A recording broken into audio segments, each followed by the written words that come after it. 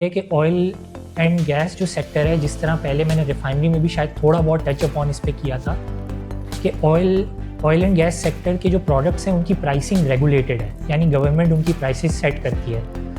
तो prices regulate होने की वजह से उसका इम्पैक्ट ये आता है कि ओएमसीज के मार्जिन्स, अब कोर मार्जिन्स जो हैं वो काफ़ी श्रिंक कर गए हैं। सर्कुलर डेट एक ऐसा चैलेंज है जो पीएसओ को स्पेशली इफेक्ट करता है, क्योंकि पीएसओ जैसे मैंने पहले बताया था कि एलएनजी बिजनेस के अंदर है।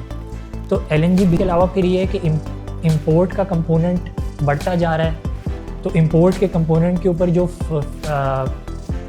फॉरेन एक्सचेंज की जो एडजस्टमेंट है वो गवर्नमेंट करती है। तो वो गवर्नमेंट जब एडजस्टमेंट करती है तो उसके बाद जो फंड्स वगैरह रिलीज़ करती है ओएमसीज को गवर्नमेंट, उसमें एट टाइम्स डिले आ जाते हैं। तो वो फर्दर इम्पैक्ट करता है। जाहिर है कि हमारी ऐसी इकॉनमी है कि जिसमें कार सेल्स भी बढ़ रही हैं, यानी कि कार्स ऑन द रोड भी बढ़ रही हैं, पॉपुलेशन भी बढ़ रही है। तो ऐसी इकॉनमी में मिडिल क्लास भी, ग्रोइंग मिडिल क्लास वाली एक इकॉनमी है, तो उसमें यह है कि पेट्रोलियम की डिमांड बढ़ रही है। ओएमसीज हैं वो कोई बहुत ज़्यादा हाई मल्टीपल्स के ऊपर नहीं ट्रेड कर रही। पीएसओ का 50+% मार्केट शेयर अब हो गया है मार्केट में। तो जैसे मैंने पहले एक्सप्लेन किया था कि छोटी ओएमसीज के लिए काफ़ी चैलेंजिंग सिचुएशन चलती रही है। ये जो डीजल स्मगलिंग हुई है और उसके अलावा फिर जो करेंसी डिवैल्यूएशन और जो इकॉनमी में जो पॉलिसी रेट काफ़ी हाई हो गया है, 22% पे चला गया है। तो जो छोटी ओएमसीज वगैरह का जो मार्केट शेयर है वो काफ़ी पीएसओ ने गेन किया है। शेल का सिचुएशन ये है कि शेल काफ़ी टाइम से ऐसा हो रहा है कि एग्ज़िट करना चाह रहा है पाकिस्तान से, क्योंकि अगर हम रिसेंट हिस्ट्री में देखें तो शेल ने और सिमिलर कंट्रीज से भी एग्ज़िट किया है। ओएमसी का जो सेक्टर है वो अनरेगुलेटेड हो जाएगा। तो बेसिकली ये है कि अनरेगुलेटेड का मतलब ये होगा कि गवर्नमेंट जो प्राइसेस सेट करती है इस मोमेंट पे, यानी कि हर 2 हफ्ते बाद जो प्राइसेस चेंज होती है और गवर्नमेंट उनको सेट करती है मोटर, गैसोलीन, डीजल वगैरह की। तो सेक्टर अनरेगुलेट होने के बाद हर ओएमसी के पास उसका अपना जो है वो फोर्टे होगा, यानी कि उसका अपना एक डोमेन होगा कि वो अपनी प्राइसिंग अपने प्रोडक्ट्स की जैसे चाहे सेट करें। क्योंकि अगर हम ओएमसीज के पॉइंट ऑफ व्यू से देखें तो उसका जो मेजर केपेक्स होता है वो स्टोरेजेस, मोटर, गैसोलीन और डीजल की स्टोरेजेस की तरफ ही होता है। अगर अपने कोर बिजनेस के अंदर हम बात करें तो Attock petroleum from time to time storages की एक्सपेंशन करता रहता है। पीएसओ को अगर हम देखें तो पीएसओ स्पेशली जो है वो as a short term option भी अच्छा है, क्योंकि वो अच्छा कैपिटल गेन भी देगा, और as a long term option भी अच्छा है। और अगर हम अटक पेट्रोलियम को देखें तो वो as a long term option काफ़ी एक अच्छा स्टॉक है।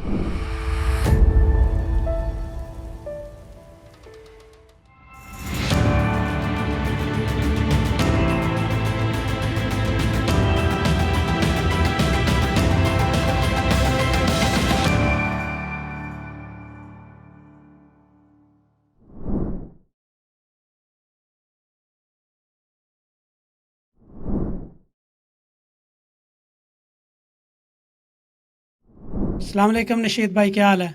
जी वालेकुम सलाम जी, बिल्कुल ठीक ठाक, आप बताएं। अल्लाह का शुक्र। Thank you very much for last time. It was fantastic discussion about refineries. Same from my side, thank you कि आपने पहले भी इनवाइट किया और अभी फिर दोबारा इनवाइट किया, इस काबिल समझा के दोबारा इनवाइट किया। नशीद भाई, आज हम डिस्कस करते हैं पाकिस्तान की oil and gas marketing companies को। तो अगर हम बेसिक क्वेश्चन से स्टार्ट करें कि पाकिस्तान में कितनी ओएमसीज हैं और उनमें से कौन सी लिस्टेड स्पेस में है? जी, हम बेसिक से शुरू कर रहे हैं। तो सबसे पहले हम थोड़ा बहुत ये एक्सप्लेन कर देते हैं कि oil and gas marketing companies होती क्या हैं। Oil and gas marketing companies basically होती ये हैं कि वो पेट्रोलियम प्रोडक्ट्स और जो है गैस वगैरह को लेकर अपने ब्रांड से मार्केट और डिस्ट्रीब्यूट वगैरह करती हैं। यानी कि जो oil and gas marketing companies हैं उनका प्रोडक्शन वगैरह से कोई लिंक नहीं होता। अगर हमने लास्ट टाइम एक एनर्जी चेन डिस्कस की थी, तो एनर्जी चेन में जो लास्ट नंबर आता है, जो सबसे फाइनल वर्टिकल पे पोजीशन आती है, वो oil and gas marketing companies की है। तो बेसिकली वो ऑयल एंड गैस जो है वो या तो रिफाइनरीज, लोकल रिफाइनरीज वगैरह से प्रिक्योर करती हैं, या इंपोर्ट होता है और वो आगे अपने ब्रांड से मार्केट करके सेल आउट करती हैं। और जहाँ तक ताल्लुक़ है कि कितनी अनलिस्टेड हैं और कितनी लिस्टेड स्पेस में हैं, तो मैं सबसे पहले तो प्योरली पेट्रोलियम यानी ऑयल मार्केटिंग कंपनीज़ को डिस्क्राइब कर देता हूँ कि ऑयल मार्केटिंग कंपनीज़ वैसे तो काफ़ी सारी हैं, 30 प्लस हैं, 35 टू 40 ऑयल मार्केटिंग कंपनीज़ हैं प्योर, जो पेट्रोलियम प्रोडक्ट्स देखती हैं, मतलब नॉन गैस की मैं बात कर रहा हूँ। मतलब कुछ एलपीजी पैकेजिंग भी करती हैं, लेकिन मैं सिंस उनका शेयर कम होता है तो मैं मोस्टली इनको बता देता हूँ कि ऑयल प्रोडक्ट से रिलेटेड ही कंपनीज हैं। तो वो 35 टू 40 हैं। अब इनमें से अराउंड जो 4 कंपनीज हैं ऑयल के अंदर वो लिस्टेड हैं, और जो 4 कंपनी जो लिस्टेड हैं वो हैं पीएसओ, अटक पेट्रोलियम, हैस्कॉल और शेल। और फिर उसके बाद अगर हम प्योरली गैस डिस्ट्रीब्यूशन या गैस मार्केटिंग की तरफ आ जाएं तो उसमें 2 कंपनीज लिस्टेड हैं, एसएनजीपी सुई नदर्न गैस और एसएसजीसी सुई सदर्न गैस कंपनी लिमिटेड। निशित भाई, अगर हम ओएमसीज को देखें तो ये किस तरह डिफरेंट हैं from each other in terms of their market reach, business model, products तो शायद सेम ही होंगी इन सब की। जी, प्रोडक्ट्स जो है वो बहुत हद तक सेम ही होती हैं, स्लाइट डिफरेंस आता भी है। अब जैसे हम पीएसओ की बात कर लें, पीएसओ जो गवर्नमेंट ओन्ड है और पाकिस्तान की सबसे बड़ी ऑयल मार्केटिंग कंपनी है। तो अगर हम पीएसओ की बात करें तो पीएसओ जो है वो सेम भी है और एक टर्म में डिफरेंट भी है बाकी ओएमसी से, कि पीएसओ जो है जो वाहिद ओएमसी है जो कि एलएनजी का बिजनेस भी करती है। यानी कि बेसिकली जो पाकिस्तान की कतर के साथ लॉन्ग टर्म एलएनजी की डील्स हुई हुई हैं वो पीएसओ के थ्रू राउट होती हैं। यानी कि पीएसओ और कतर में कतर गैस की आपस में वैसे तो गवर्नमेंट टू गवर्नमेंट एग्रीमेंट है, लेकिन पीएसओ और कतर गैस आपस में कोऑर्डिनेट करते हैं और वो कतर गैस इंपोर्ट करता है और पीएसओ एक्सपोर्ट करता है और पीएसओ उसको इंपोर्ट करता है। उसके बाद अगर हम अटक पेट्रोलियम की और पीएसओ बेसिकली पीएसओ जो है वो 70 टू 80% पाकिस्तान की जो पेट्रोलियम प्रोडक्ट की इंपोर्ट डिमांड है वो अकेला पीएसओ ही कवर करता है। और पीएसओ जो मेजरली जो डिमांड अपनी फुलफिल करता है वो इंपोर्टेड ऑयल और गैस के थ्रू ही करता है। और उसके अलावा फिर अगर हम अटक पेट्रोलियम की तरफ आएँ तो अटक पेट्रोलियम मेजॉरिटी जो प्रोडक्ट्स है वो लोकल रिफाइनरी से ही लेता है, क्योंकि उसकी अपनी ग्रुप की रिफाइनरीज भी हैं। अटक रिफाइनरी मेनली हो गई, और उसके अलावा नेशनल रिफाइनरी भी है उसकी अपनी। तो उसकी प्रिक्योरमेंट ज़्यादातर लोकल रिफाइनरी से होती है, उसका इंपोर्ट का कंपोनेंट थोड़ा स्लाइटली कम है। और उसके अलावा अगर हम प्रोडक्ट वाइज पे आ जाएं तो अटक पेट्रोलियम जो है वो एसफाल्ट और बिटुमिन वगैरह की मार्केटिंग भी करता है, जो कि रोड्स वगैरह पे यूज़ होता है एसफाल्ट और बिटुमिन, जो कि पीएसओ नहीं करता। फिर अगर हम शेल की तरफ आ जाएं तो अच्छा, और उसके अलावा ये है कि जो अटक पेट्रोलियम और पीएसओ है वो लुब्रिकेंट का बिजनेस भी करते हैं। फिर अगर हम शेल की तरफ आ जाएं और शेल की तरफ आ जाएं तो शेल में ये है कि Shell almost 100% petroleum products import ही करता है। और उसके अलावा शेल भी लुब्रिकेंट बिजनेस में है। शेल जो है लुब्रिकेंट बिजनेस में उसका 20 टू 25% मार्केट शेयर है। और शेल जो है वो डिफर इस तरह से करता है कि पीएसओ और अटक पेट्रोलियम जेट पेट्रोलियम की मार्केटिंग भी करते हैं, उसकी सेल भी करते हैं, लेकिन शेल पेट्रोलियम जो है अब वो जेट फ्यूल के बिजनेस से कम्प्लीटली आउट हो चुका है। इसी तरह से फिर अगर और उसके अलावा शेल पेट्रोलियम का ये है कि शेल पेट्रोलियम फर्नेस ऑयल की मार्केटिंग भी नहीं करता, फर्नेस ऑयल का बिजनेस भी नहीं करता। अटक पेट्रोलियम और पीएसओ फर्नेस ऑयल का बिजनेस भी करते हैं।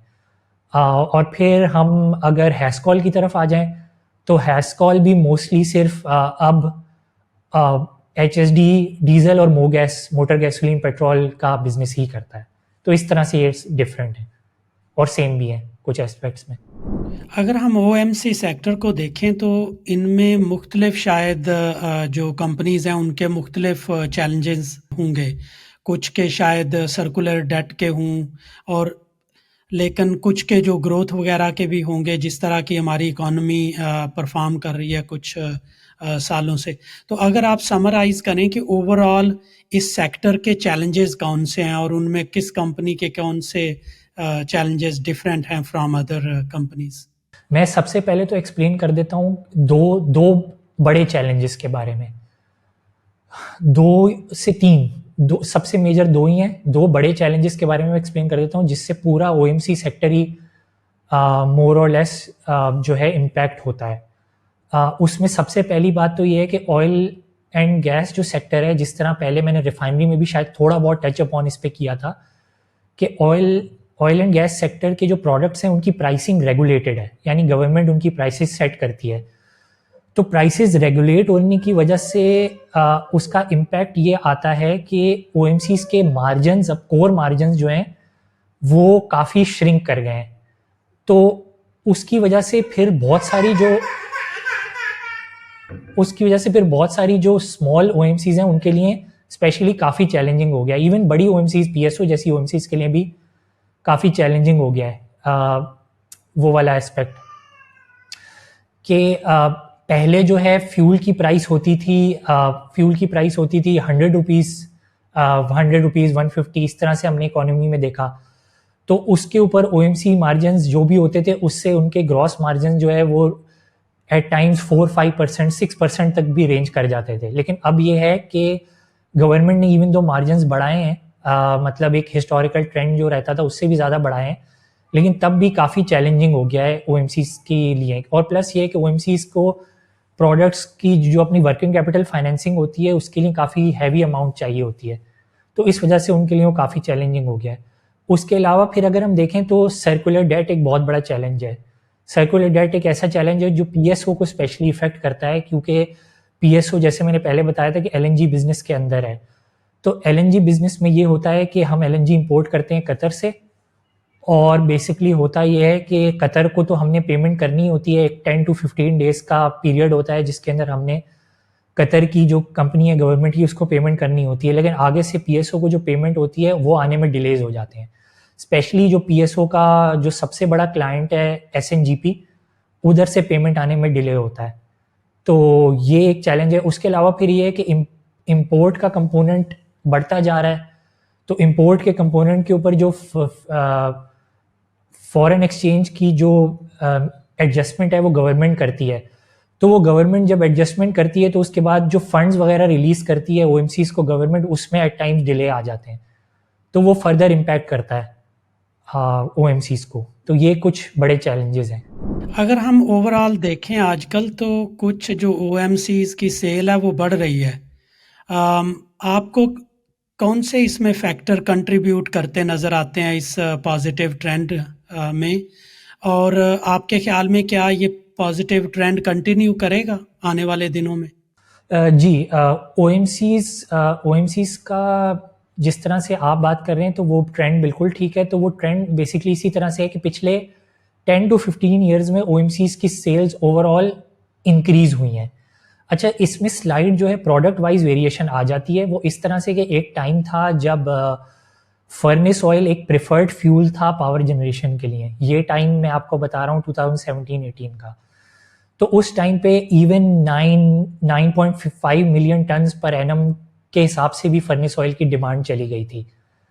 लेकिन फिर ये हुआ कि फर्नेस ऑयल की डिमांड आहिस्ता आहिस्ता इकोनॉमी में कम हो गई है और अब 2.5 to 3-4 मिलियन टन इस तरह से डिमांड गिर गई है फर्नेस ऑयल की। लेकिन वहीं पे अगर हम देखें तो सिंस पाकिस्तान की एक ग्रोइंग इकोनॉमी थी, और स्पेशली अगर पिछले 10 ईयर्स में बात करें तो अप टू 2017-18 तक पाकिस्तान एक इमर्जिंग इकोनॉमीज का पार्ट भी बन गया था। अब तो खैर पाकिस्तान काफ़ी डाउनग्रेड हो गया है पिछले 5-6 साल में जो इकोनॉमी के हालात रहे हैं। लेकिन उसके बावजूद भी अगर हम देखें तो मोटर गैसोलीन की जो स्पेशली जो डिमांड है, यानी कि पेट्रोल की डिमांड है, वो आहिस्ता आहिस्ता बढ़ती ही गई है, जो कि एक टाइम पे 2-3 मिलियन टन्स पर एनम होती थी, अब वो 7-8-9 मिलियन टन्स पर एनम तक भी चली गई है। इसी तरह से डीजल की भी डिमांड बढ़ी है इकोनॉमी में। उसकी वजह यही है कि जाहिर है कि हम ऐसी इकोनॉमी है कि जिसमें कार सेल्स भी बढ़ रही हैं, यानी कि कार्स ऑन द रोड भी बढ़ रही हैं, पॉपुलेशन भी बढ़ रही है। तो ऐसी इकोनॉमी में मिडिल क्लास भी, ग्रोइंग मिडिल क्लास वाली एक इकोनॉमी है, तो उसमें यह है कि पेट्रोलियम की डिमांड बढ़ रही है। अच्छा, अगर फ्यूचर में हम देखें तो बिल्कुल ये डिमांड जो है वो बढ़ती रहेगी, और स्पेशली ये कि अब जिस तरह से नज़र आ रहा है कि गवर्नमेंट ने थोड़ा बहुत इकोनॉमिक रिफॉर्म्स की तरफ फोकस किया हुआ है, और वो पॉपुलिस्ट यानी कि पॉपुलर और आवाम को खुश करने वाले डिसीजंस के बजाय साउंड इकोनॉमिक डिसीजंस और टफ इकोनॉमिक डिसीजंस ले रहे हैं, तो अगर ऐसे चलता रहा तो डिमांड बढ़ेगी। ओएमसी सेक्टर के लिए एक सबसे बड़ा चैलेंज लेकिन ये इमर्ज होता है कि ईरान से स्मगलिंग का एक बहुत बड़ा फैक्टर होता है। तो ईरान से स्मगलिंग के फैक्टर की वजह से स्पेशली डीजल की डिमांड बहुत इम्पैक्ट होती है, यानी कि एटलीस्ट भी 10 to 15% और इवन कुछ लोग कहते हैं 20% तक भी जो डीजल की डिमांड है वो ईरानी बॉर्डर से स्मगलिंग की वजह से इम्पैक्ट होती है। तो ये एक बहुत बड़ा चैलेंज है।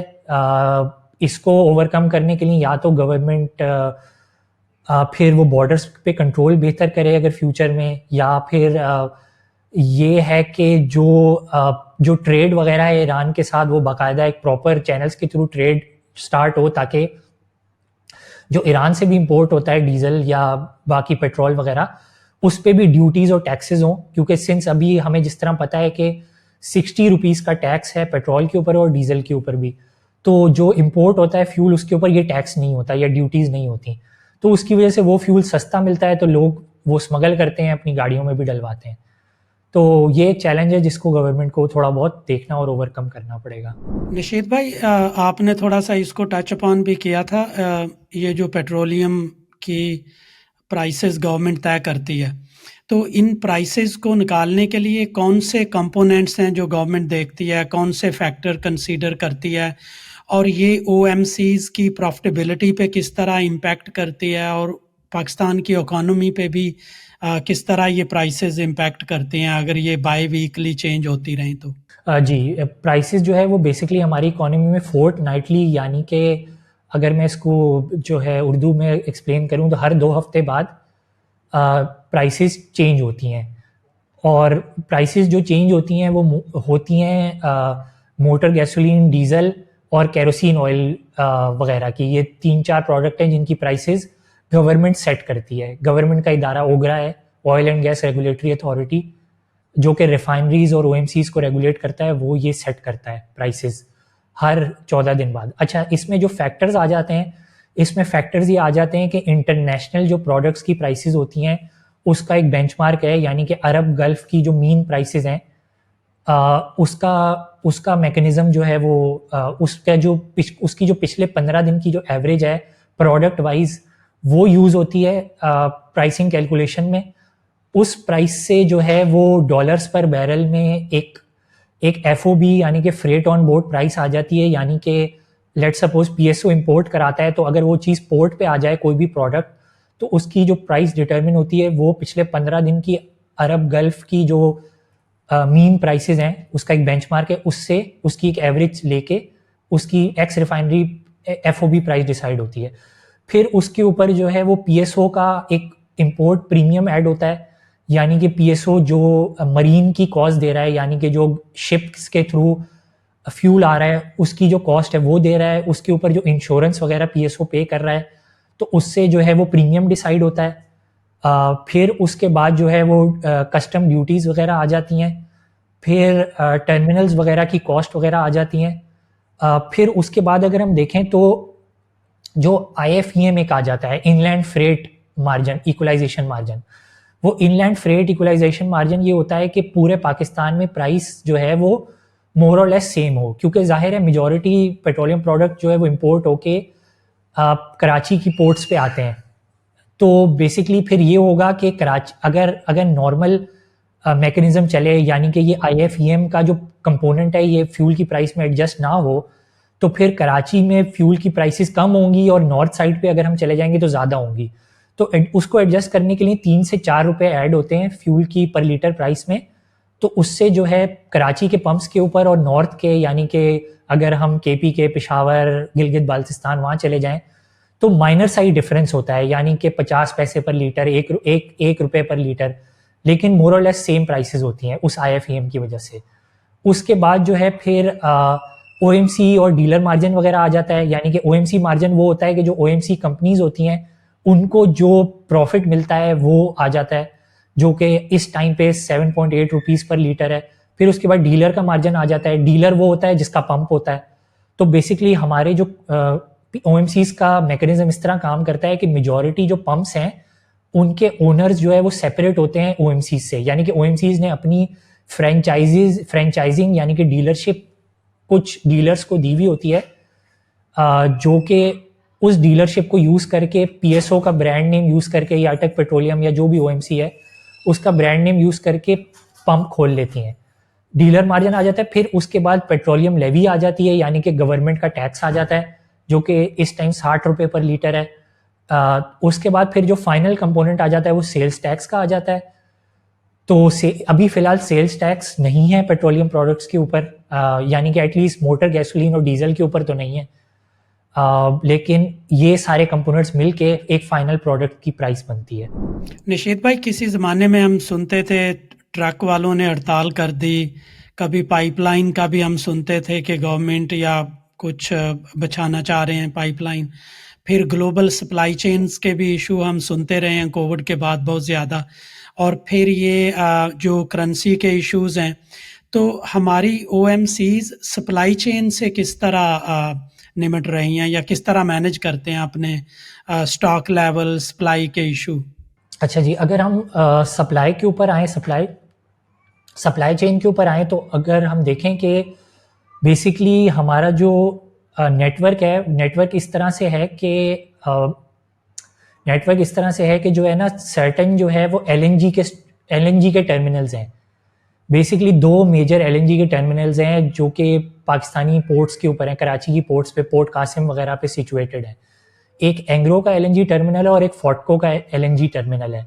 तो वहाँ पे बेसिकली फ्यूल आता है, वो जो है बेसिकली लिक्विड फॉर्म में होता है, क्योंकि जो सी के ऊपर ट्रांसपोर्ट हो सकता है वो लिक्विड फॉर्म यानी कि LNG, लिक्विफाइड नेचुरल गैस की फॉर्म में वो इंपोर्ट होता है। तो फिर उसके बाद वो टर्मिनल्स पे आता है, एंग्रो के टर्मिनल पे आता है या फोर्टको के टर्मिनल पे आता है। तो वो टर्मिनल पे आने के बाद दोबारा से जो है वो लिक्विड फॉर्म से गैस फॉर्म में आता है, यानी कि उसकी रीगैसिफिकेशन होती है वहाँ पे। फिर रीगैसिफिकेशन होने के बाद वो जो गैस जो बनती है, जो इंपोर्ट होती है, वो फिर जो है वो फनल हो जाती है SSGC और SNGP के टर्मिनल्स के, SSGC या SNGP के पाइपलाइन नेटवर्क के अंदर। तो गैस का तो फैक्टर ये है। अच्छा, अब इसमें जो है वो चैलेंज ये है कि सिंस जो लोकल गैस है वो आहिस्ता आहिस्ता डिप्लीट हो रही है, तो हमारा इम्पोर्टेड गैस के ऊपर जो वो है डिपेंडेंसी वो बढ़ता जा रहा है। तो उसको ओवरकम करने के लिए अभी रिसेंटली गवर्नमेंट ने, ओगरा ने, जो कि लाइसेंसिंग अथॉरिटी है, उसने 2 फर्दर कंपनीज को लाइसेंस दिए हैं कि वो लोग भी अपने जो है टर्मिनल सेटअप करें। तो वो सप्लाई चेन के LNG के इश्यूज को ओवरकम करने के लिए फर्दर 2 टर्मिनल्स ऑनलाइन आ रहे हैं जिन पे काम चल रहा है। उसके अलावा अगर हम ऑयल की बात करें तो ऑयल में ये है कि सर्टेन जो है वो टर्मिनल्स और पाइपलाइन नेटवर्क्स हैं, इसके भी सिमिलर जो है वो टर्मिनल्स हैं सी के ऊपर, और फिर पाइपलाइन नेटवर्क्स हैं।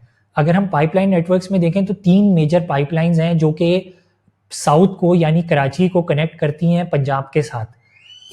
एक सबसे बड़ी पाइपलाइन है जो कि पेप्को की पाइपलाइन है। तो वो बेसिकली जो है कराची से जाके कनेक्ट होती है पंजाब में महमूद कोट तक, जो कि साउथ पंजाब की रीजन में सिचुएटेड है। फिर उसके बाद एक और पाइपलाइन है जो कि पार्को की है, वो भी सिमिलरली यही साउथ से लेके जो है आपके साउथ पंजाब तक ही जाती है। फिर उसके अलावा एक और पाइपलाइन है जो कि साउथ पंजाब से आगे कनेक्ट होती है नॉर्थ KPK वाली साइड को, यानी कि महमूद कोट से लेके माची के तक। तो ये जो पाइपलाइंस का नेटवर्क है, इसमें मोस्टली जो डीजल है मेजॉरिटी पाकिस्तान जो कंज्यूम करता है वो इन पाइपलाइंस के थ्रू ही ट्रांसपोर्ट हो जाता है। यानी कि पेप्को की जो पाइपलाइन है मेजॉरिटी वही साउथ से लेकर नॉर्थ तक कनेक्ट कर देती है पाइपलाइन नेटवर्क्स को। अच्छा, आपने ये जो मेंशन किया कि जो है वो वाले ट्रांसपोर्टर्स हड़ताल कर रहे हैं और ये सब, इस टाइप के चैलेंजेस आते रहे हैं पहले भी। ये चैलेंजेस वो 2-3 इश्यूज की वजह से आते हैं ये चैलेंजेस। एक तो ये है कि एक्सेल लोड की एक रेजीम गवर्नमेंट जो है वो बार बार इम्प्लीमेंट करने की ट्राई करती है कि एक वेट का जो एक्सेल बेयरिंग जो वेट है या लोड है वो मैनेज किया जाए। यानी कि हमारी जो ट्रक्स हैं उनमें ओवरलोडिंग होती है। तो ओवरलोडिंग की वजह से बेसिकली जो एक्सेल का लोड है वो रोड नेटवर्क के ऊपर ज़्यादा आता है, तो वो डैमेज ज़्यादा जल्दी हो जाती है। तो उसको कंट्रोल करने के लिए एक्सेल लोड का जो रूल्स रेगुलेशन है वो गवर्नमेंट टाइम टू टाइम लाती रहती है। तो उसके उसके जो है ना वो उसको काउंटर करने के लिए फिर ट्रांसपोर्टर्स जो है वो हड़ताल वगैरह करते हैं। फिर कुछ और रेगुलेशंस होती हैं जो ओगरा वगैरह ले आता है, यानी कि कोई कंपोनेंट्स वगैरह लग जाते हैं, कैमराज वगैरह उसके अंदर। क्योंकि हमारे यहाँ 2-3 जो है वो मेजर इंसिडेंट ऐसे हो चुके हैं कि जो ऑयल का जो ट्रक है या ट्रैक जो वो है बड़ा ट्रक है ऑयल का ट्रांसपोर्ट का, वो गिर गया और उसमें गिरने के बाद जो है वो आग लग गई। ये एक बहुत बड़ा रिसेंटली एक मेजर इंसिडेंट भी हुआ था जिसमें एक गांव में काफ़ी डैमेज हो गया था और लोगों की भी काफ़ी डेथ्स हुई थी। तो उन सबको काउंटर करने के लिए ओगरा ने इन इन जो ट्रक्स जो है वो कैमराज वगैरह लगाने की, ताकि ड्राइवर्स को मॉनिटर किया जा सके कि कहीं वो चलाते चलाते सो तो नहीं गए, या कोई और वो उनकी ड्राइविंग की स्पीड कैसी है और ये सब। तो इनको लेके जो है ना फिर ट्रांसपोर्टर्स हड़ताल करते हैं, क्योंकि ज़ाहिर है इन सब चीज़ों की कॉस्ट आती है, तो इन चीज़ों को लेके वो रिलक्टेंसी दिखाते हैं। तो ये अच्छा, फिर उसके बाद मैं एक फाइनल चीज़ ऐड कर देता हूँ, वो ये है कि हमारी जो ओ हैं, ओ की ना स्टोरेजेस होती हैं। स्टोरेजेस बेसिकली ये होती हैं कि मेजरली डीजल और मोटर गैसोलीन 2 प्रोडक्ट्स हैं जिनकी स्टोरेजेस होती हैं। अगर हम स्टोरेजेस की बात करें तो तकरीबन हमारी इकोनॉमी में 0.8 मिलियन टन्स की पर 0.8 मिलियन टन्स पर एनम की तकरीबन मोटर गैसोलीन की स्टोरेज है, और 0.9 मिलियन टन्स की अराउंड डीजल की स्टोरेजेस हैं। तो बेसिकली होता ये है कि अगर कोई भी ओ है उसने पंप को ओपन करना है, यानी कि अपने ब्रांड नेम के ऊपर पंप ओपन करना है, यानी कि अगर मैं एग्जांपल देता हूँ कि पीएसओ ने पंप ओपन करना है, तो पहले जो है पीएसओ को स्टोरेज कैपेसिटी डेवलप करनी होगी कि उस पंप को सप्लाई करने के लिए क्या पीएसओ के पास स्टोरेज भी मौजूद है या नहीं। तो पहले जो है वो बेसिकली पीएसओ जो है वो लाइसेंस लेगा रेगुलेटर से किसी भी स्टोरेज को बनाने की, वो स्टोरेज को बनाएगा, उसके बाद वो लाइसेंस लेगा कोई नया पंप या सीरीज ऑफ पंप्स ओपन करने की, और फिर वो पंप्स ओपन होंगे जाके। तो ये एक ओवरऑल जो है आप कह लें कि एक नेटवर्क है। और अच्छा, फिर उसमें अगर हम आ जाएं विद इन स्टोरेजेस, तो विद इन स्टोरेजेस भी अगर हम देखें तो पीएसओ जो है वो नंबर 1 ओएमसी के उसकी स्टोरेज की कैपेसिटी सबसे ज़्यादा है पीएसओ की। फिर उसके बाद जो है वो गो पेट्रोलियम, अटक पेट्रोलियम आता है, गो पेट्रोलियम आता है, और शेल पेट्रोलियम आता है। गो पेट्रोलियम इनमें से है वो अनलिस्टेड स्पेस में है, और बाकी सारी लिस्टेड स्पेस में है, बाकी की 3। तो ये 3-4 बड़ी in terms of storages OMC की कंपनीज हैं। अगर हम पीएसओ को देखें तो ये तकरीबन 60% मार्केट शेयर है इसके पास, लेकिन अगर हम उसको स्टॉक मार्केट में देखते हैं तो इसका स्टॉक जो है हमेशा हमेशा स्ट्रगल ही कर रहा होता है। तो आप पीएसओ को किस तरह देखते हैं, इसमें अपॉर्चुनिटीज़ क्या हैं, इसके चैलेंजेस क्या हैं, how do you see it as a stock for investing? जी, पीएसओ को अगर हम देखें तो पीएसओ का 50+% मार्केट शेयर अब हो गया है मार्केट में। तो जैसे मैंने पहले एक्सप्लेन किया था कि छोटी ओएमसीज के लिए काफ़ी चैलेंजिंग सिचुएशन चलती रही है, ये जो डीजल स्मगलिंग हुई है, और उसके अलावा फिर जो करेंसी डिवैल्यूएशन और जो इकोनॉमी में जो पॉलिसी रेट काफ़ी हाई हो गया है, 22% पे चला गया है। तो जो छोटी ओएमसीज वगैरह का जो मार्केट शेयर है वो काफ़ी पीएसओ ने गेन किया है। तो पीएसओ का मार्केट शेयर इवन दो 50+% चला गया है, लेकिन तब भी जो है पीएसओ का जो शेयर है वो उस तरह से परफॉर्म नहीं करता या कर पाया। उसकी मेन रीज़न यही है कि पीएसओ जो है वो सर्कुलर डेट से काफ़ी ज़्यादा इम्पैक्टेड है। अगर ओएमसीज में हम देखें तो सबसे ज़्यादा जो सर्कुलर डेट का इम्पैक्ट आता है वो पीएसओ के ऊपर ही आता है। उसका सबसे मेन रीज़न यही है कि पीएसओ जो है वो एलएनजी इंपोर्ट करता है गवर्नमेंट के बिहाफ के ऊपर, और सिर्फ पीएसओ ही है इवन लिस्टेड या इवन अनलिस्टेड स्पेस में जो गैस का बिजनेस कर रहा है एलएनजी का। तो पीएसओ जब एलएनजी इंपोर्ट करता है उसके बाद एलएनजी जो वो आगे सप्लाई करता है वो एसएनजीपी के पाइपलाइन नेटवर्क में करता है, यानी कि एसएनजीपी उसका क्लाइंट है गैस के लिए। तो उसमें होता यही है कि पीएसओ को जो है वो पेमेंट करनी होती है कतर को विद इन 10 to 15 डेज, लेकिन जो SNGP से पेमेंट जो है वो सिंस सर्कुलर डेट में स्टक हो जाती है तो वो आती नहीं है। उसकी वजह यही है कि PSO जो है वो काफ़ी हाई कॉस्ट के ऊपर गैस जो है वो इंपोर्ट कर रहा है, यानी कि अगर हम आज के रेट के ऊपर देखें तो 10 to 11 डॉलर्स पर MMBTU के हिसाब से इंपोर्ट हो रही होती है गैस। लेकिन आगे जो है वो सिंस गवर्नमेंट जो है वो डोमेस्टिक सेक्टर को स्पेशली और फर्टिलाइज़र सेक्टर को और दूसरे एक्सपोर्ट बेस्ड सेक्टर्स को सब्सिडीज़ देती थी, और वो जो सब्सिडीज़ हैं वो गवर्नमेंट ने अपनी जेब से ओवरकम करनी होती थी, तो वो सब्सिडीज़ की जो अमाउंट है वो कभी रिकवर ही नहीं कर पाता था SNGP।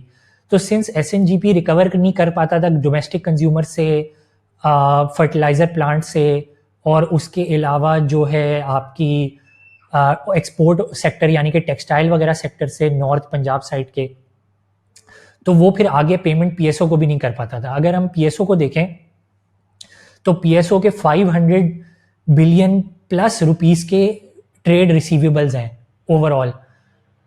तो इन 500 बिलियन प्लस के जो ट्रेड रिसीवेबल्स हैं, इसमें से 70% जो रिसीवेबल्स हैं वो गैस के रिसीवेबल्स हैं SNGP से। तो यानी कि जो PSO को सबसे बड़ा इम्पैक्ट कर रहा है और जो PSO परफॉर्म नहीं कर पा रहा वो SNGP के रिसीवेबल्स की वजह से ही है। तो इसमें एक पॉजिटिविटी ये अभी रिसेंटली आई है कि गवर्नमेंट जो है हर 6 महीने बाद गैस की प्राइस अकॉर्डिंग टू जो SNGP अपनी रिक्वायरमेंट सबमिट करता है ओगरा में कि हमारी ये रेवेन्यू रिक्वायरमेंट है, तो उसके हिसाब से हर 6 महीने बाद एडजस्ट हो रही है अब। तो इसकी वजह से आहिस्ता आहिस्ता जो लिक्विडिटी है वो इम्प्रूव होगी, यानी कि SNGP की तरफ से PSO को पेमेंट्स होना शुरू हो जाएंगी। तो जब PSO को पेमेंट होना शुरू हो जाएंगी तो PSO फिर आगे अपने शेयर होल्डर्स को डिविडेंड्स वगैरह की उसको पेइंग एबिलिटी भी बढ़ती जाएगी। तो PSO इस पॉइंट ऑफ व्यू से एक अच्छा स्टॉक है अभी इन्वेस्ट करने के लिए, और इसमें आगे एक अपॉर्चुनिटी एग्जिस्ट करती है। नशीद भाई, शेल ने अनाउंस किया था एग्जिट करने का फ्रॉम पाकिस्तान मार्केट। अभी उसका क्या बना, क्या स्टेटस है, और दूसरा इसकी करंट जो प्राइस है या वैल्यूएशंस हैं वो क्या हैं? अगर मुझे इफ़ आई रिमेंबर करेक्टली, शायद जब ये अनाउंसमेंट आई थी तो बहुत सारे हाउसेस ने इसको 225 या इसके आसपास किया था वैल्यूएट। तो अभी आपका क्या व्यू है शेल के बारे में?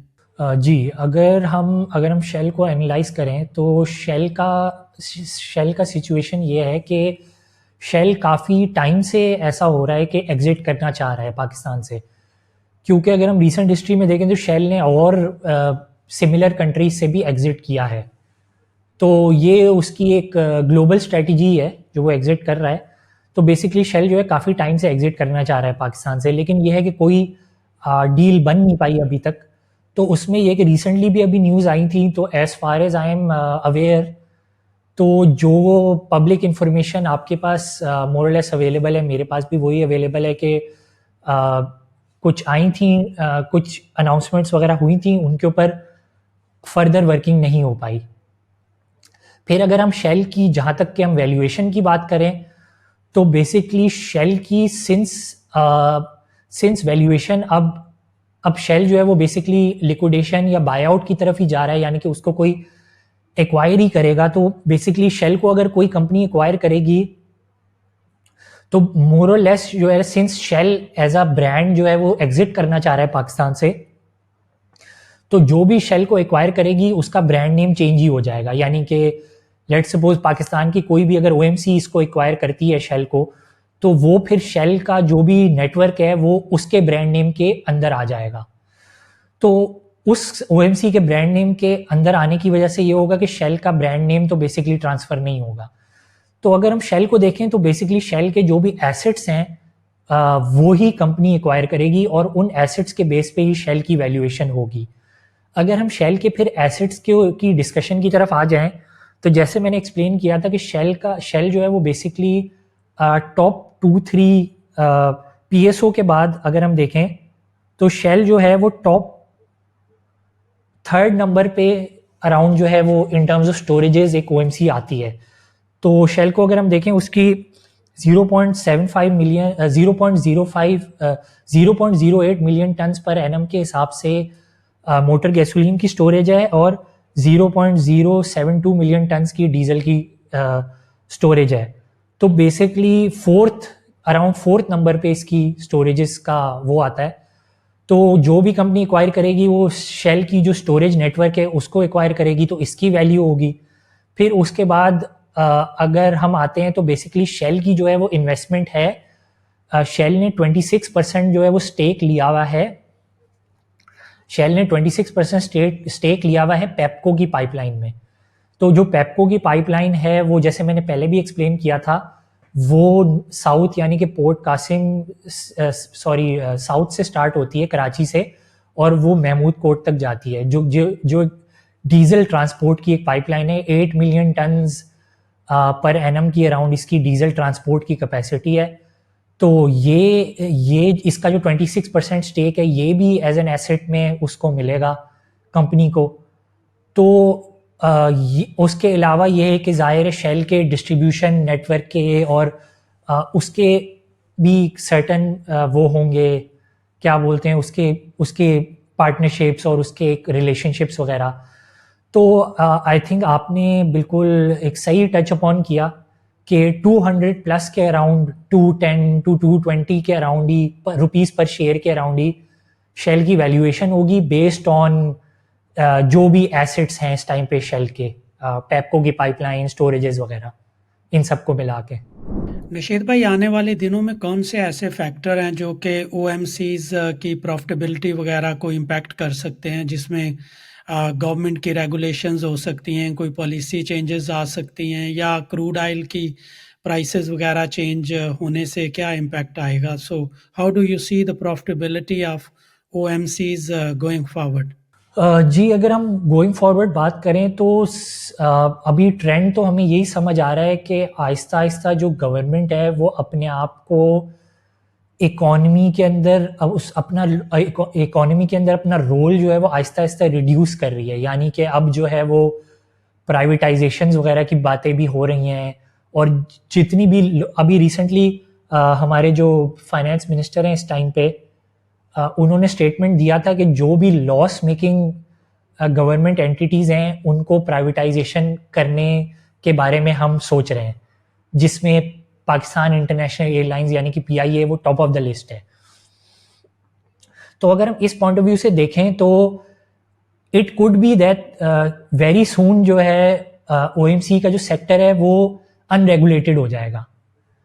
तो बेसिकली ये है कि अनरेगुलेटेड का मतलब ये होगा कि गवर्नमेंट जो प्राइसेस सेट करती है इस मोमेंट पे, यानी कि हर 2 हफ्ते बाद जो प्राइसेस चेंज होती है और गवर्नमेंट उनको सेट करती है मोटर गैसोलीन डीजल वगैरह की, तो अनरेगुलेट होने के बाद हर ओएमसी के पास उसका अपना जो है वो फोर्टे होगा, यानी कि उसका अपना एक डोमेन होगा कि वो अपनी प्राइसिंग अपने प्रोडक्ट्स की जैसे चाहे सेट करे, जैसे अभी जो है वो लुब्रिकेंट्स और दूसरे बिजनेसेस में होता है।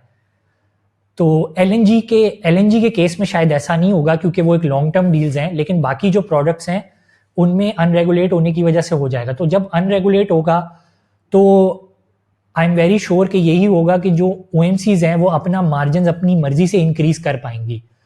तो जब ओएमसीज अपनी मर्जी से अपना मार्जिन इंक्रीज कर पाएंगी तो आई एम वेरी श्योर कि इनके मार्जिन जो है वो जो इस टाइम पे अगर हम प्योर बेसिस पे देखें तो वो 3 से 4% के बीच वेरी करते हैं ग्रॉस मार्जिन ओएमसीज के।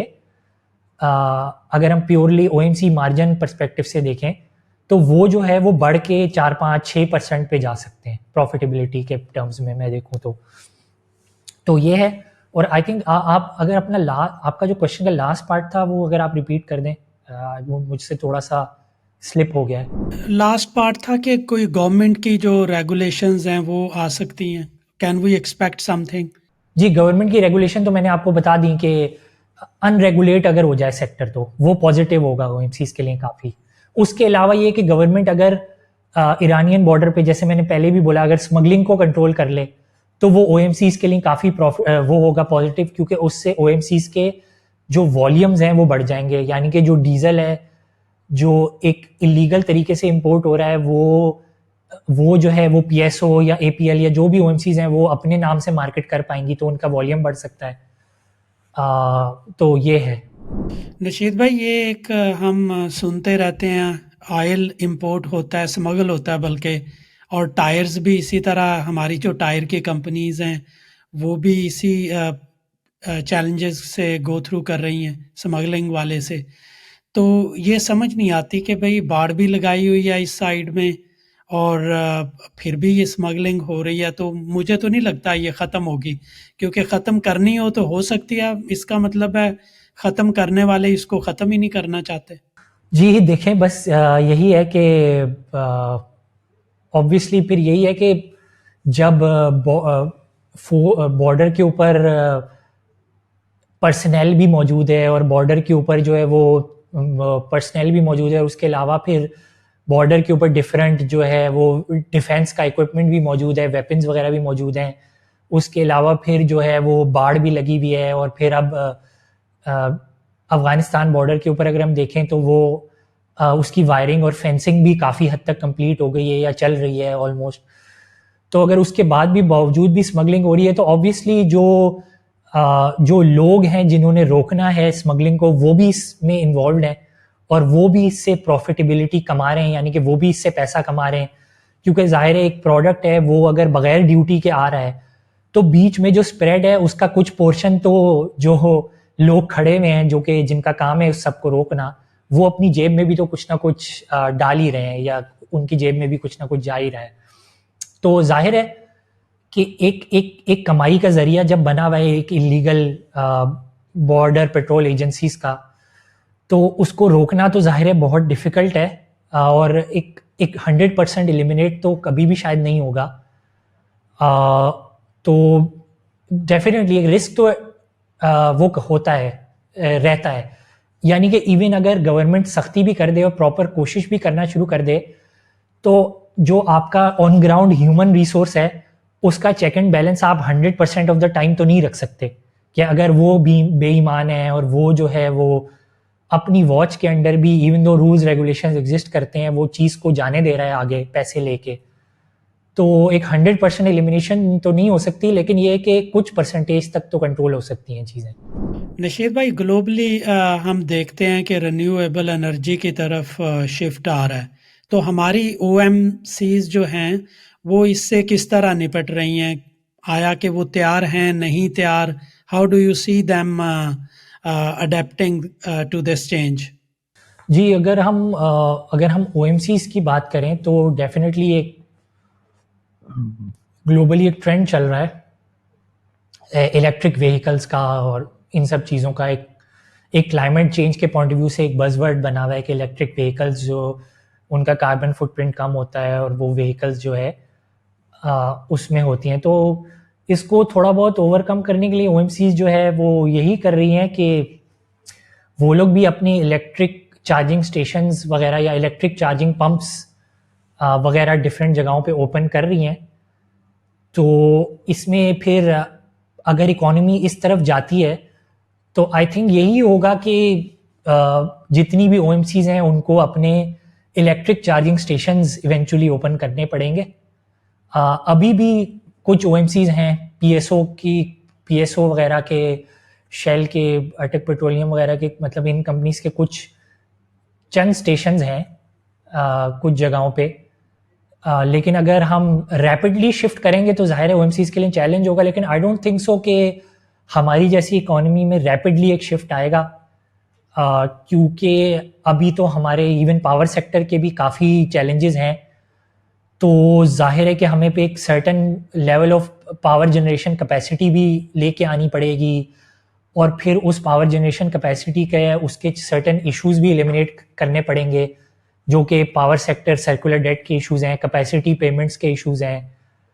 तो वो एलिमिनेट होंगे तो तब जाके फिर कैपेसिटीज़ नई ऐड होंगी और फिर हम इस तरफ जा सकते हैं। नशीद भाई, अगर हम OMCs को देखें तो इनमें से किसी के कोई एक्सपेंशन प्लान्स हैं मार्केट को ग्रो करने के लिए या अपने ऑपरेशंस को मॉडर्नाइज करने के लिए? चले ठीक है, कुछ के तो सर्कुलर डेट के इश्यूज होंगे, PSO वगैरह के, और कोई एग्जिट करना चाह रहा होगा, और कोई तो डिफ़ॉल्ट ही कर गए थे, हेस्कोल वगैरह। लेकिन अटक पेट्रोलियम को देखें हम तो काफ़ी कैश रिच कंपनी है। तो आपको को लगता है कि किसी के कोई एक्सपेंशन प्लान्स हैं, मॉडर्नाइजेशन पे भी फोकस है? जी, अटक पेट्रोलियम जो है अगर हम ओएमसीज में देखें तो काफ़ी कैश रिच है, क्योंकि अटक पेट्रोलियम जो है वो सर्कुलर डेट से इम्पैक्टेड नहीं है रिलेटिवली, या और बहुत कम स्केल पे इम्पैक्टेड है मतलब ऐसा नहीं है कि बिल्कुल इम्पैक्टेड नहीं है, लेकिन एक बहुत कम स्केल के ऊपर इम्पैक्टेड है।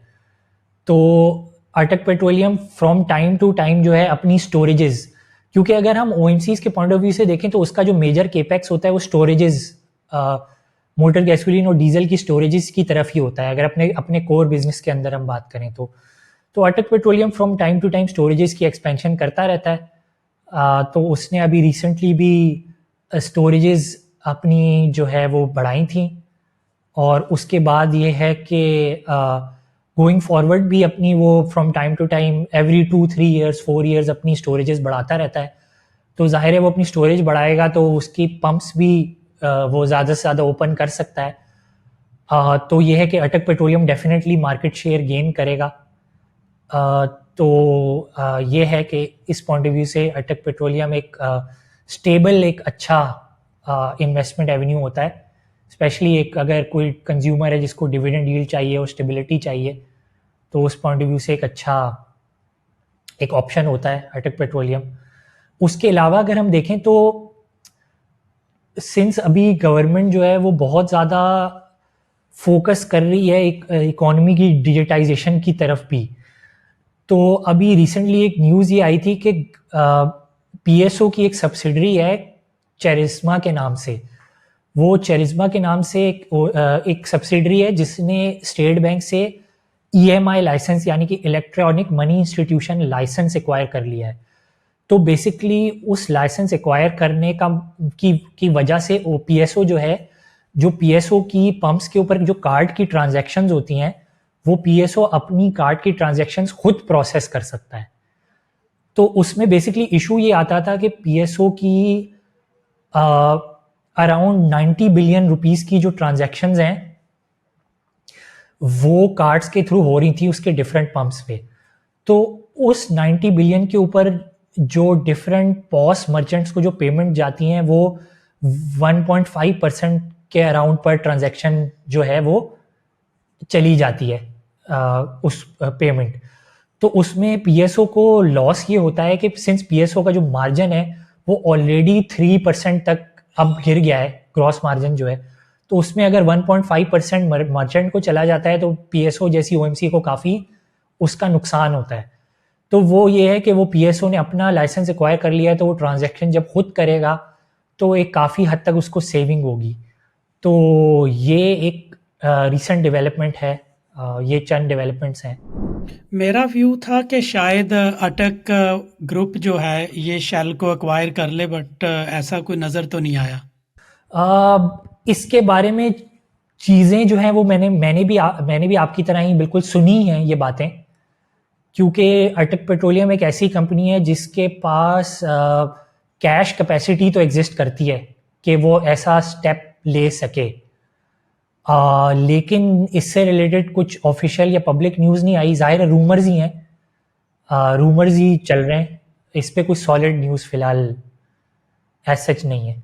लेकिन अगर वैसे भी देखें, अगर इस फैक्टर को एलिमिनेट भी कर दें तो अटक पेट्रोलियम एक अच्छा इन्वेस्टमेंट एवेन्यू है, क्योंकि उसके पास मार्केट शेयर गेन करने के लिए वो मार्केट शेयर ज़ाहिर है दो तरीके से गेन कर सकता है, या तो स्टोरेजेस अपनी बना ले या एग्जिस्टिंग स्टोरेज एक्वायर कर ले, जो कि अगर वो शेल को एक्वायर करेगा तो शेल की जो स्टोरेजेस हैं वो सारी अटक पेट्रोलियम के पास आ जाएंगी। बिल्कुल ऐसे ही होगा। तो एक्सपैंड करने का वो भी एक तरीका है, बिल्कुल डेफिनेटली। अभी जो ओ एम सीज के स्टॉक्स हैं, इनकी करंट वैल्यूएशंस कैसी हैं? क्या ये अट्रैक्टिव हैं अभी इन्वेस्ट करने के लिए? जी डेफिनेटली, जो ओ हैं वो कोई बहुत ज़्यादा हाई मल्टीपल्स के ऊपर नहीं ट्रेड कर रही। वो जो हैं वो बिलो ओ जो हैं वो बिलो मार्केट मल्टीपल्स ही ट्रेड कर रही हैं, या उसके आसपास ही ट्रेड कर रही हैं। और जिस तरह से अगर हम पीएसओ की बात करें तो पीएसओ तो काफ़ी चीप ही ट्रेड कर रहा है सर्कुलर डेट के इश्यूज की वजह से ही। तो अगर हम इस पॉइंट ऑफ व्यू से देखें तो ओ एक अच्छा ऑप्शन है, एक चीप ऑप्शन है इन्वेस्टमेंट के लिए। और अगर गोइंग फॉरवर्ड जो हमारी ओ की स्पेस है वो अगर अनरेगुलेटेड साइड पे चली जाती है तो फिर डेफिनेटली लॉन्ग टर्म एस्पेक्ट से भी और इवन शॉर्ट टर्म एस्पेक्ट से भी अगर हम देखें तो अच्छे ऑप्शंस हैं। पीएसओ को अगर हम देखें तो पीएसओ स्पेशली जो है वो as a short term option भी अच्छा है क्योंकि वो अच्छा कैपिटल गेन भी देगा और as a long term option भी अच्छा है। और अगर हम अटक पेट्रोलियम को देखें तो वो as a long term option काफ़ी एक अच्छा स्टॉक है। 1 लीटर में 2 शेयर आ जाएंगे पीएसओ के अभी? तकरीबन ऐसे ही है, बिल्कुल ऐसे ही है, तकरीबन डेढ़ डेढ़ शेयर तो आ ही जाएगा, डेढ़ शेयर तो आ ही जाएगा। जितने 1 लीटर के पैसे सही होते हैं सही। उसमें डेढ़ शेयर। नशीद भाई, ये जो हमारी ओएमसी सेक्टर है, ये लॉन्ग टर्म के लिए अच्छा है या शॉर्ट टर्म के लिए अच्छा है? जी, जैसे मैंने आपको एक्सप्लेन किया कि ये डेफिनेटली शॉर्ट टर्म के लिए भी अच्छा है और लॉन्ग टर्म के लिए भी, बोथ पॉइंट ऑफ व्यू से ये अच्छा ही है क्योंकि अगर हम देखें तो अटक पेट्रोलियम की ऑलरेडी भी सिंस वो कैश रिच है तो ऑलरेडी भी अटक पेट्रोलियम अच्छा पे आउट करता ही है। उसकी 25, 30, 40% तक भी इवन पे आउट रेशियो उसका चला जाता है। और अगर हम पीएसओ की भी बात करें तो जैसे जैसे पीएसओ के ये सर्कुलर डेट के इश्यूज ठीक होंगे, जिसकी तरफ एक टाइम था कि ये सिर्फ बातें होती थी कि यार गैस की प्राइस गवर्नमेंट बढ़ा देगी, वैकॉग ले आएगी, जो है वो पूरी इकोनॉमी में गैस की प्राइसेस जो है वो यूनिफॉर्म हो जाएंगी। लेकिन अब इन चीज़ों के ऊपर सिर्फ बातें नहीं रही, ऑन ग्राउंड एक्शन भी हो रहा है। तो जब ऑन ग्राउंड एक्शन होगा तो एक टाइम आएगा कि पीएसओ के पास भी एक कैश कैपेसिटी अच्छी हो जाएगी। अभी तो पीएसओ के पास कैश कैपेसिटी अच्छी नहीं है ज़ाहिर है, लेकिन टाइम आएगा पीएसओ के पास भी कैश कैपेसिटी अच्छी हो जाएगी। तो अगर हम पीएसओ की को हिस्टोरिकल परस्पेक्टिव से देखें तो since PSO majority government PSO को ओन करता है तो जाहिर है गवर्नमेंट भी चाहेगा कि पीएसओ जो है वो डिविडेंड अच्छा दे, पे आउट अच्छा करे। तो आज से 5, 6 साल, 7 साल पहले की बात है कि पीएसओ जो है वो अच्छा डिविडेंड पे करता होता था। यानी कि ये पीएसओ जो है वो अगर हम देखें तो एलएनजी बिजनेस के अंदर घुसा है 2018 के अराउंड 17-18 में। इससे पहले जो है वो पीएसओ जो है वो अच्छा पे आउट करता होता था। तो जैसे जैसे इसके इश्यूज रिजॉल्व होंगे, जो कि हो रहे हैं, ऑलरेडी हो रहे हैं ऑन ग्राउंड, तो पीएसओ के पास भी कैश अच्छा आ जाएगा और पीएसओ भी डिविडेंड के परस्पेक्टिव से भी एक long term point of view से, क्योंकि जाहिर है एक लॉन्ग टर्म इन्वेस्टमेंट, एक लॉन्ग टर्म इन्वेस्टर यही देखता है कि एक जो कंपनी है वो डिविडेंड कितना अच्छा दे रही है। तो पीएसओ भी डिविडेंड अच्छा देना शुरू हो जाएगा, फिर इसके ऊपर कैपिटल गेन यानी कि शेयर प्राइस जो इसकी बढ़ेगी उससे भी इम्पैक्ट आएगा। क्योंकि अभी रिसेंटली भी हमने देखा था कि जब न्यूज़ ब्रेक हुई थी तो पीएसओ की जो शेयर प्राइस है वो 220, 230 भी टच की थी पर शेयर। इस टाइम पे पीएसओ की शेयर प्राइस थोड़ी नीचे आ गई है, तो जाहिर है कि पीएसओ की शेयर प्राइस वापस उन लेवल्स को टच करेगी और उसके अलावा पीएसओ जो है वो 10-15 रुपए, 20 रुपए का डिविडेंड भी एनुअली देने की कैपेसिटी उसकी डेवलप हो जाएगी। और यही है। और अटक पेट्रोलियम तो जाहिर है एक्सपेंशन वगैरह कर ही रहा है। नशीद भाई, अगले मेरे 3 आखिरी क्वेश्चन हैं जो कि purely for my fellow investors के लिए हैं।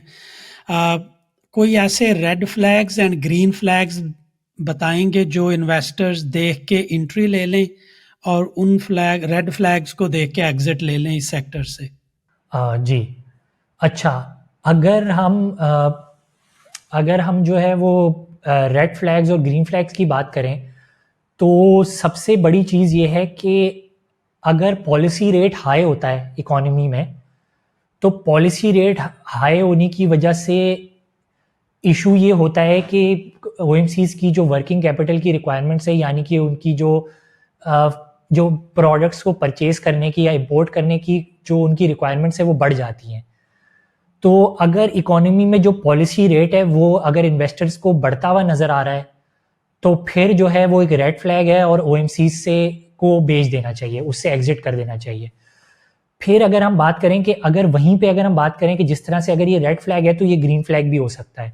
ये ग्रीन फ्लैग इस तरह से हो सकता है कि अगर इकोनॉमी में जो पॉलिसी रेट है वो अगर इन्वेस्टर्स को डिक्रीज होता हुआ नजर आए, यानी कि अगर अभी 22% है पॉलिसी रेट, अगर ये पॉलिसी रेट 22% से 21% या उससे नीचे की तरफ जाना शुरू हो जाए तो ये ग्रीन फ्लैग है और ये एक ऐसा टाइम है कि आप ओएमसीज को बाय करें। इसके अलावा जाहिर है जैसे मैंने पहले एक्सप्लेन किया कि अगर अनरेगुलेटेड हो जाए ओएमसी सेक्टर उसके अलावा अगर हम एक और ग्रीन फ्लैग या रेड फ्लैग की बात करें तो अगर इंटरनेशनल मार्केट में इंटरनेशनल मार्केट में जो ऑयल के प्रोडक्ट्स हैं उनकी प्राइसेस अगर बढ़ना शुरू हो जाएं, यानी कि अगर मोटर गैसोलीन या डीजल वगैरह जो इंटरनेशनल जो मोटर गैसोलीन या डीजल वगैरह के जो इंटरनेशनल बेंचमार्क्स जो कोट हो रहे होते हैं डिफरेंट कमोडिटीज़ मार्केट्स में, अगर उनकी प्राइसेस बढ़ना शुरू हो जाएं तो फिर हमारी इकोनॉमी में भी जो प्राइसेस हैं वो बढ़ेंगी। तो अगर इंटरनेशनल मार्केट्स में प्रोडक्ट्स की प्राइसेस बढ़ने की वजह से पंप्स के ऊपर जो फ्यूल मिल रहा है उसकी प्राइसेस बढ़ेंगी, तो फिर इससे बेसिकली जो ओ है उनको इन्वेंट्री गेन आता है। तो ये ग्रीन फ्लैग है इन्वेस्टर्स के लिए। तो वहीं पे अगर हम देखें, जैसे अगर ये ग्रीन फ्लैग है तो ये रेड फ्लैग भी है। ये रेड फ्लैग इस तरह से है कि अगर इंटरनेशनल मार्केट में जो प्रोडक्ट्स हैं उनकी प्राइसेस अगर गिरना शुरू हो जाएं, अगर रैपिडली गिरना शुरू हो जाएं, यानी कि मोटर गैसोलीन जो इंटरनेशनल मार्केट्स में मिल रहा है या डीजल मिल रहा है इंटरनेशनल मार्केट्स में, अगर उसके बेंचमार्क्स की प्राइसेस गिरना शुरू हो जाएं तो ये ओ के लिए काफ़ी रेड फ्लैग है। तो ये चंद ग्रीन फ्लैग्स और रेड फ्लैग्स एग्जिस्ट करते हैं ओ के लिए। अगर अभी आप कंक्लूड करें ओवरऑल ओएमसी सेक्टर को, तो आने वाले दिनों में आप किस तरह देख रहे हैं इस सेक्टर को, इसके परफॉर्मेंस? जी, सेक्टर की जो परफॉर्मेंस है वो क्योंकि जो ओ सेक्टर है वो मोस्टली एक डिफेंसिव सेक्टर है, जो कि जिस तरह हमने लास्ट टाइम भी थोड़ा बहुत हिट अपॉन किया था कि एक जो है वो सिक्लिकल टाइप ऑफ सेक्टर्स होते हैं और एक डिफेंसिव टाइप ऑफ सेक्टर्स होते हैं। तो जिस तरह हमने रिफाइनरीज में थोड़ा बहुत डिस्कस किया था कि रिफाइनरीज जो है रिलेटिवली सिक्लिकल सेक्टर्स हैं, तो उसी तरह से अगर ओ हैं वो एक डिफेंसिव सेक्टर्स हैं, डिफेंसिव सेक्टर है। और ओ जो सेक्टर है वो मोरलेस मार्केट की परफॉर्मेंस के आसपास ही मूव करता है। तो जैसे जैसे मार्केट की परफॉर्मेंस इंप्रूव होगी, मार्केट ऊपर जाएगी, तो ओ की परफॉर्मेंस भी बेहतर होगी।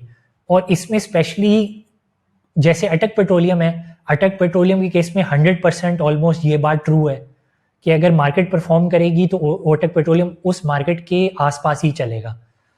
और वहीं पे अगर हम पीएसओ की बात कर लें तो पीएसओ में स्लाइटली डिफरेंस इस तरह से आ जाता है कि पीएसओ थोड़ा सा अंडर वैल्यूड है सर्कुलर डेट के इश्यूज की वजह से। तो जैसे जैसे सर्कुलर डेट के इश्यूज रिजॉल्व होते जाएंगे और वो अगर हमें पीएसओ की रिपोर्ट्स और अगर उसकी स्टेटमेंट्स के अंदर रिफ्लेक्ट होता हुआ नज़र आएगा तो फिर पीएसओ जो है वो परफॉर्म करेगा। तो फ्यूचर में मुझे एक अच्छे प्रोस्पेक्ट्स ही नज़र आ रहे हैं ओएमसी सेक्टर के। इस सेक्टर से आपकी टॉप पिक्स कौन सी होंगी? Thank you for refinery analysis. उसमें आपका फेवरेट जो था अटक था, तो माशाल्लाह पिछले हफ्ते उसने बड़ा अच्छा परफॉर्म किया और मुझे तो लग रहा है वो ब्रेकआउट देगा और यहाँ से उसकी काफ़ी ज़्यादा प्राइस एप्रिसिएशन होगी। उसी तरह इस सेक्टर से आपका फेवरेट स्टॉक कौन सा होगा? जी, जैसे मैंने लास्ट टाइम भी आपको बोला था कि जो अटक रिफाइनरी है वो ऐसा स्टॉक है जो कि शॉर्ट टर्म में एक अच्छा है, और ये चीज़ हमें फिर रिफ्लेक्ट होती हुई नज़र आई प्राइसेस में। और फिर मैंने जैसे बोला था कि रिफाइनरी सेक्टर में एनआरएल और पीआरएल और सिनर्जी वगैरह ऐसे स्टॉक्स हैं जो कि लॉन्ग टर्म के लिए एक अच्छा बेनिफिट दे सकते हैं, स्पेशली एनआरएल। तो अब अगर वहीं पे अगर हम देखें तो विद इन ओएमसीज जो है, सिंस हम देखें तो हैस्कॉल जो है वो मोरलेस एक डिफॉल्टेड स्टॉक ही है। लेकिन ये है कि अगर हैस्कॉल में भी कुछ एक ऐसी न्यूज़ हमें आ जाती है कि इसको कोई एक्वायर कर रहा है, या इसमें कुछ ऐसी न्यूज़ आ जाती है कि इसको कोई ऐसा ग्रुप एक्वायर कर रहा है जो कि जिसकी बिजनेस प्रैक्टिसेस ऐसी कोई शेडी या 2 नंबर किस्म की नहीं है, तो हैस्कॉल में भी मूवमेंट आ सकती है। लेकिन अगर हम प्योर फंडामेंटल्स के ऊपर बात करें, क्योंकि मैं एक फंडामेंटल एनालिस्ट ही हूँ और एक पब्लिक इंफॉर्मेशन के ऊपर ही जो एक फंडामेंटल एनालिसिस है वही मैं आपके सामने प्रेजेंट कर सकता हूँ। तो अगर फंडामेंटल पॉइंट ऑफ व्यू से देखा जाए तो पीएसओ और अटक पेट्रोलियम अच्छे स्टॉक हैं। इसमें पीएसओ जो है वो शॉर्ट टर्म के लिए भी अच्छा है और लॉन्ग टर्म के लिए भी अच्छा है, और अटक पेट्रोलियम लॉन्ग टर्म के लिए एक अच्छा स्टॉक है। और उसके अलावा अटक पेट्रोलियम को आप उस वक्त भी देख सकते हैं कि अटक पेट्रोलियम में अगर कुछ डिप आता है, यानी कि अटक पेट्रोलियम अगर लेट सपोज एक 350 से अबव 400 के आसपास ट्रेड कर रहा है, लेकिन अगर आपको नजर आता है कि अटक पेट्रोलियम में कोई डिप आ गया है, यानी कि उसकी स्टॉक प्राइस गिर गई है, तो डेफिनेटली जब स्टॉक प्राइस गिर गई है तो स्टॉक प्राइस गिरने के ऊपर अटक पेट्रोलियम भी एक्वायर कर सकते हैं, इवन शॉर्ट टर्म में भी, और उसको एक्वायर करके होल्ड भी कर सकते हैं। पीएसओ का ये है कि पीएसओ शॉर्ट टर्म में भी गेन देगा और लॉन्ग टर्म में भी इवेंचुअली डिविडेंड यील्ड इन्वेस्टर्स को कमा के देगा। शेल की प्राइस नीचे आ रही है, शेल के बारे में आपकी क्या एडवाइस होगी? इसको जी, होल्ड अगर करना चाहिए अगर किसी के पास है, या एग्जिट कर जाना चाहिए? शेल का यही है कि अगर किसी का प्रॉफिट बन रहा है तो वो एग्जिट कर ले, लेकिन जाहिर है कि अगर किसी ने स्लाइटली हाई प्राइस के ऊपर एक्वायर किया हुआ है तो वो जो है अब उसके ऊपर ही है कि वो कंसोलिडेशन भी कर सकता है, यानी कि वो नीचे बाइंग करके कुछ प्राइस की एवरेजिंग कर ले, या फिर अगर उसकी ऐसी कैपेसिटी है कि वो अभी भी प्रॉफिट के अंदर ही है प्राइस गिरने के बावजूद भी, तो बेहतर है कि वो एग्जिट करके फिर नीचे प्राइस के ऊपर एक्वायर करना शुरू कर दे दोबारा। Thank you very much Nishit भाई, बहुत बहुत शुक्रिया, आपने दूसरी बार टाइम दिया। Excellent discussion, I truly loved it. जी थैंक यू कि आपने इनवाइट किया।